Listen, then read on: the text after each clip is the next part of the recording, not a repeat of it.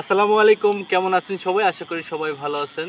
তো আজকে হচ্ছে বেশ কিছুদিন ধরেই বৃষ্টির অপেক্ষায় ছিলাম। হঠাৎ করেই বৃষ্টি হয়েছে আমাদের এখানে। তো আপনারা জানেন যে আমাদের এই ঘাসের জমিতে পানি দেওয়ার ব্যবস্থা নাই। কারণ আশেপাশে পানির সেচ পাম্প নাই। বাড়ি থেকে আমি মোটরের মাধ্যমে মাঝে মধ্যে অতিরিক্ত খরা হলে ঘাস বাঁচানোর জন্য পানি দেই। আর ঘাসের জমিতে জো না থাকলে সার দিয়ে কোনো লাভ হয় না।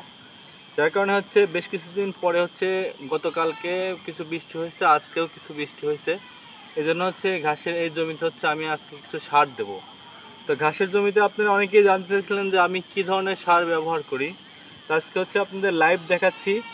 আমি দুই ধরনের সার ব্যবহার করি, একটা ইউরিয়া আর একটা ডিএপি। এই দুই ধরনের সার ব্যবহার করি ঘাসের জমিতে। আর মাঝে মধ্যে যখন অতিরিক্ত খরা থাকে, একদমই পানি দেওয়ার ব্যবস্থা থাকে না, তখন ম্যাগনেসিয়াম ব্যবহার করি ঘাসের জমিতে। আর এছাড়া বর্ষার এই মৌসুমে মাঝে মধ্যেই বৃষ্টি হয়, যার কারণে ম্যাগনেসিয়ামটা ব্যবহার করি না। কারণ এই সময় ঘাসের গ্রোথ এমনিতেই ভালো থাকে, ঘাস এমনিতেই ভালো হয়। ম্যাগনেসিয়াম দিলে ঘাসের গ্রোথটাও খুব সুন্দর হয়, ঘাসও ভালো হয়। এটা অতিরিক্ত খরা যখন হয় তখন এটা ব্যবহার করা হয়।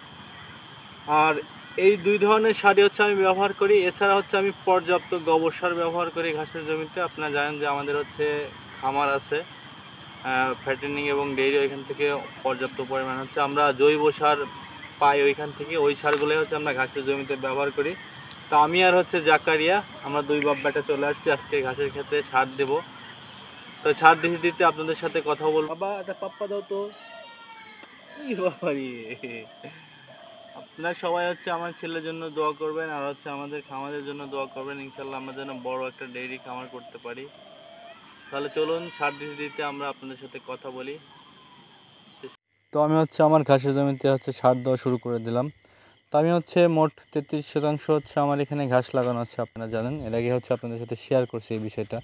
এই 33% ঘাসের জমিতে আমি মোট 15 কেজি ইউরিয়া আর 10 কেজি ডিএপি ব্যবহার করব। এখন অনেকেই আপনারা প্রশ্ন করবেন যে এত অল্প সার বা কী কারণে কেন ইউজ করতেছেন। আসলে ভাই, এখন এমনিতেই বর্ষা মৌসুম, পর্যাপ্ত বৃষ্টি মাঝে মধ্যেই। আর এই সময় গাছের গ্রোথ এমনিতেই ভালো হয়। আর আপনারা জানেন যে আমরা অতিরিক্ত গোবর সার ইউজ করি, যার কারণে আমাদের ঘাসের গ্রোথ এমনিতেই ভালো থাকে। আর এই ইউরিয়া ডিএপিটা আমরা দেওয়া হয় শুধু জৈব সার দিয়ে ঘাসের পুষ্টির সব চাহিদা পূরণ করা যায় না। যার কারণে ইউরিয়া আর ডিএপি মাঝে মধ্যে ম্যাগনেসিয়াম আমরা দিয়ে দিই। তো এই কারণে আমরা এই সারগুলো ব্যবহার করতেছি। আসলে এখানে শতাংশে কত পরিমাণ কে কতটুকু ব্যবহার করবে, এটা তাদের এলাকার জমির উর্বরতা এবং জমির গ্রোথের উপর নির্ভর করে। এটা মূলত জমির হিসাবের উপর নির্ভর করে। জমি যদি ভালো হয় সার কম লাগে, জমি খারাপ হলে সার বেশি লাগে। এটাই সায়েন্স, এটাই রুল। তো এর থেকে বেশি কিছু আর না। তো আমার সার এভাবে কয়েক রাউন্ড দিতে হবে, কারণ ডিশে অল্প পরিমাণ সার আটে, যার কারণে সার বারবার পরিবর্তন করে সার দিতে হবে। তো আজ এই পর্যন্তই আপনাদের সাথে শেয়ার করলাম। আমার শরীরটাও বেশ ভালো না, আপনারা একটু দোয়া করবেন। বেশ কয়েকদিন ধরে জ্বর, যার কারণে খামারের নিয়মিত ভিডিও আপনাদের দিতে পারতেছি না। আমি বাড়িতে চলে আসছি অসুস্থতার কারণে। দু একদিনের মধ্যে খামারে যাবো। এখন একটু সুস্থতা বোধ করতেছি।